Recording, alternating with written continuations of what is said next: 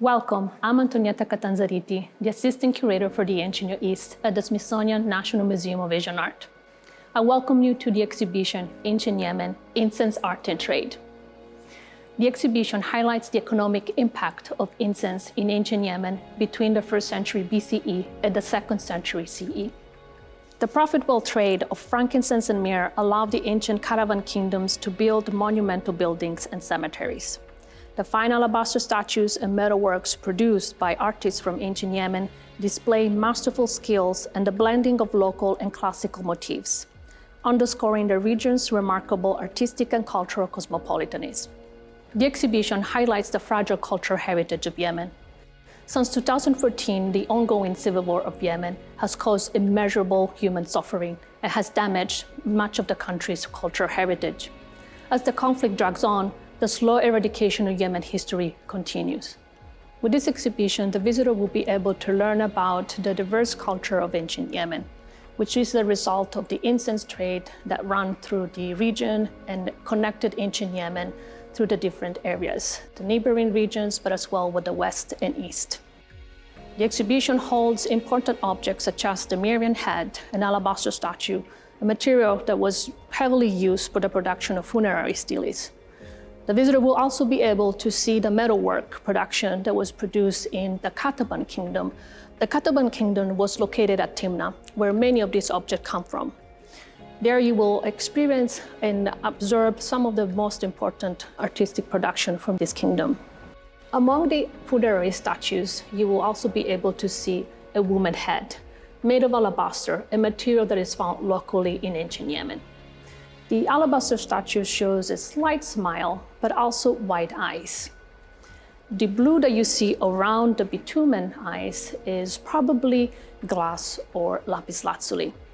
This is also one of the few examples of funerary statues with headdress made of plaster.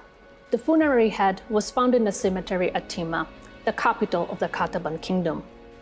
Nearby, the golden amulet was found. The golden amulet is inscribed with a South Arabian inscription that identifies the goddess Allat.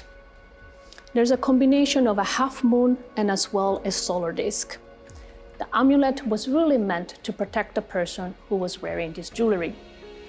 As you can see at the level of the neck, there are two perforations. Although the two pieces were not found nearby, it is possible that such jewelry were meant to decorate alabaster statues such as this, hence the two perforations at the level of the neck. While the women's head is one of the best examples of funerary sculptures, the two boys riding the lion are one of the best examples of Yemeni metalwork skills.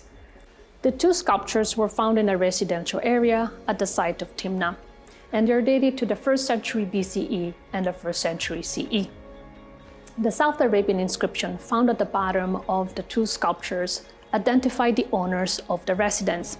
These were meant to decorate the house of Tuwaib and his son Akrab, most probably two wealthy traders. The two boys riding the lion are associated to the ritual of Dionysus. Recalling classical motif and local traditions, it blends the two cultures. As a result, this is a clear example of Yemeni cosmopolitanism. With the increase of the trading activities and acquired knowledge of navigating the monsoon winds, the Arabian Peninsula became crucial to the development of the Indian Ocean trade. The Periplus of the Erythraean Sea, a guide to the trade routes written in the 1st century CE, provides us with a glimpse of the complexity of this trade.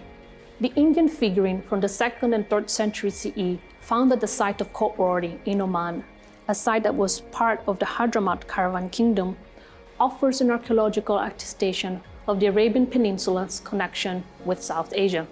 I invite you all to learn about the art of the caravan kingdoms and experience the thriving international art produced in ancient Yemen, as it is reflected in this exhibition.